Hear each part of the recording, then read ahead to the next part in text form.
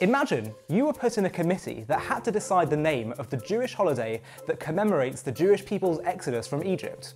What do you think you would go with? Independence Day? Freedom Day?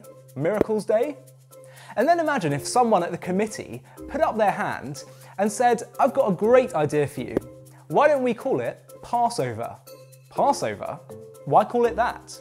Well, remember all those plagues that God performed against the Egyptians?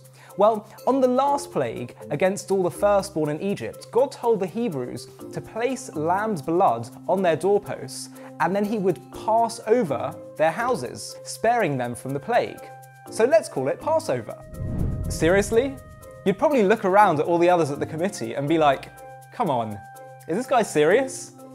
I'm not doubting that God passing over the Israelites' houses is a significant part of the story. But is it really the main event? The main theme? Why are we focusing on one detail of the story? What is the whole thing about firstborns anyway?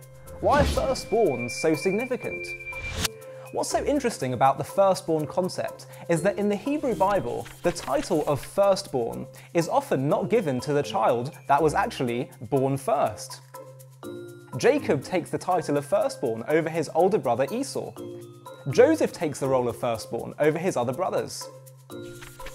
In the Hebrew Bible, it appears that the role of firstborn is not necessarily about which child was born first, but rather about which child is going to best transmit the values from the parents down to the children, to the next generation. Sometimes this role will naturally fall to the one that was born first, but if they prove unable to carry the mantle, then the role will fall to another child. Jacob and Joseph both earned the title of firstborn because they demonstrated the moral clarity and vision to continue Abraham's mission. In other words, in the Bible, becoming the firstborn is a choice. So what was going on that night in Egypt during the plague of the firstborn? Perhaps, on some level, by removing the Egyptian firstborn, it was a sign that God did not want the perverse, sadistic and immoral Egyptian culture to be transmitted to the next generation. But the Hebrews were asked to do something too that night.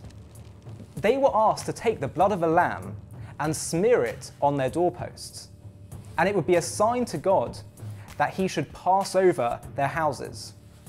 In ancient Egypt, lambs were treated as gods. To slaughter a lamb would be a magnificent act of defiance against the Egyptian pagan culture.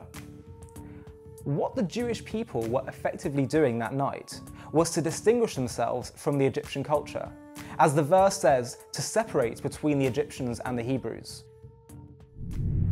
What they were doing that night was to choose not to be a part of Egypt's firstborn, but to identify themselves as God's firstborn. On that night, the Jewish people took upon themselves the responsibility of transmitting the values of their Father in heaven down to all of God's children here on earth. The Jewish people were the first to bring to the world the values of the dignity of the human person and the sanctity of human life regardless of race, colour, gender or creed. The concept of world peace as an ideal, the values of justice for all before the law, education as a human right, and the notion of collective conscience and of social responsibility, that we all have a duty to care for the vulnerable in society. Today, the majority of the world believe in the God of Abraham through either Christianity or Islam. John Adams, one of America's founding fathers, noted the contribution of the Hebrew Bible in playing the most crucial role in civilizing the nations of the world. But being God's firstborn has nothing to do with glory and everything to do with service. The minute it starts becoming about self-honor, you have failed. A good parent loves all his children, and the firstborn is meant to help transmit that love.